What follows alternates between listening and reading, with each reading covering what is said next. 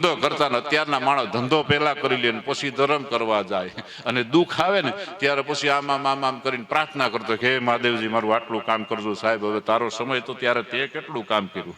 આ નથી જોતા સાહેબ. એટલે જગતની અંદર જેવો જેવો સમય છે, સમયની વાતું છે.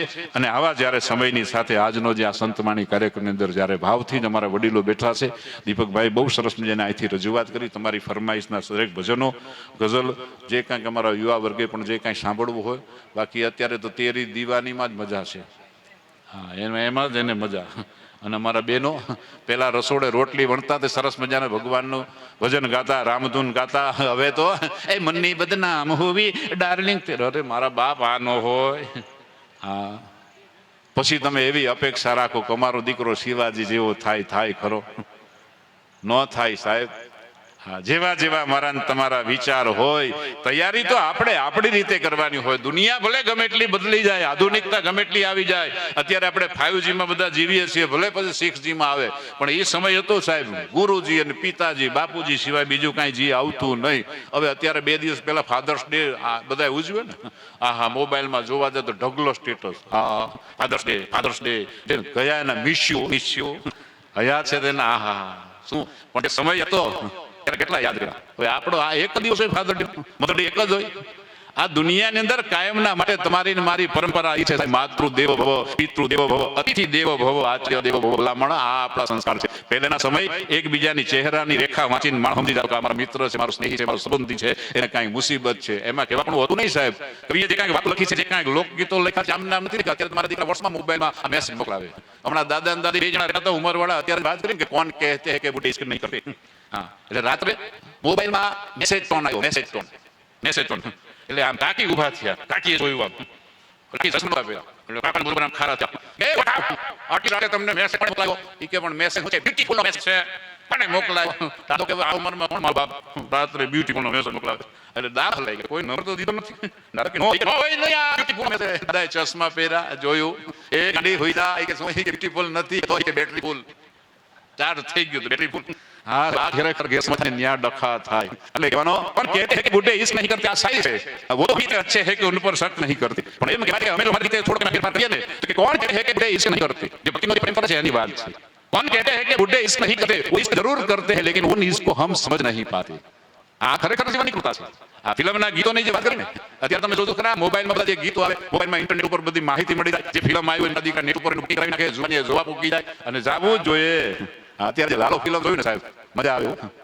બાકી તો બધું ખોટું, એક તારો માર્ગ હાચો, માયા કેદી ચાદર ઓડી, પામે રે કશું નહીં જીવતું, એ હરીરો ને વ્યાકુળ થઈ, પામે રે કશું નહીં. અને એક જ લીટીમાં પણ કેવી મજા.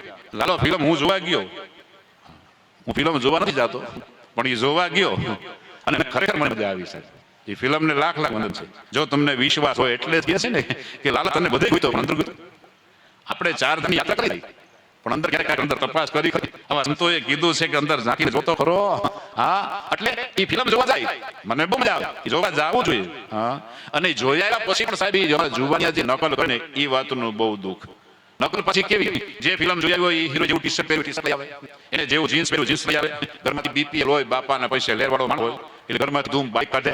અને જે ફિલ્મ જોઈ હોય ને એ ફિલ્મના હીરોની સ્ટાઈલ મારે ડબ્બાના બોક્સ નાખે, દબંગની જેમ કોલેજના દરવાજા પાસે પૂકી જાય. અને એમાં જે ગીત ગવાયું હોય, અને એમાં જે ગીત ગવાયું હોય ને, અગર તુમ મિલ જાઓ જમાના છોડ દેંગે હમ, અગર તુમ મિલ જાઓ, આવું ગીત હોય.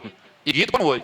અમે છોકરી હોય, આ બાજુ હીરો હિરોઈન ના હોય, ગીત હોય, બીજું કાંઈ હોય ને. આને વેર લાગી ગયો, રિબનના બોક્સ નાખ્યા હોય, કોલેજના દરવાજા પાસે જાય, આ મિરર સ્ટેપની બાઈક ઉપર રાખે અને મિરરમાં આમ કરીને જોતો હોય વાહેથી કોઈ આવે છે. છોકરી આવતી હોય પછી હીરોની સ્ટાઈલ મારવા જાય, આમ કરીને રિબનના બોક્સ નાખે, આમ કરીને આખા ચડાવે અને પછી ધીમે રહીને અગર તુમ મિલ જાઓ જમાના છોડ દેંગે. છોકરી સંસ્કારી હોય એટલે બોલે અગર તુમ મિલ જાઓ જમાના છોડ, ત્યાં પોલીસ પર કાઢે કે હવે નથી મારે તારા પહેલા લગ્ન કરવા પહેલા વિધવા થવું. એમ ક્યાંથી આવે છે? પછી જે ઉપડે અને બધાની જે અંદર પડે એટલે પછી ધોકાવાળી થાય, વાહ કાબડા થાય. આ ગીત ગાયું કોલેજના દરવાજા પાસે, એ યુવાને માર ખાવો પડે. અગર તુમ મિલ જાઓ જમાના છોડ દેંગે. આ લેખકને ખોટો ફેરવે સાહેબ, પણ લેખક બહુ સાચો છે. આ શબ્દની બહુ છે સાહેબ, ઊંડા ઉતરે ખબર પડે. આ ગીત તમે કોલેજનો દરવાજો છોડો ત્યાં તમે ગાઓ તો માર ખાવો પડે. વાહ કાબરા કરવા પડે. પણ આવા જ્યારે રામેશ્વર મહાદેવના સાનિધ્યમાં આપણે આવ્યા હોય અને એના દર્શન કરવા તમે જાતા હોય અને એક વખત આમ આંખ બંધ કરી બે હાથ જોડી હૃદયના ભાવથી એટલું કહીએ ભગવાનને માતાજીને જેને તમે માનતા હોય એને કે અગર તુમ મિલ જાઓ જમાના છોડ દેગે, આટલો ભાવ જો ત્યાં સરી પડે ને અને એની કૃપા થાય તો 84 માંથી મને તમને મુક્તિ મળી જાય. ભલામણો આ ગીતની તાકાત છે પણ સમજી નથી શક્યા ને. આ માટે જીવન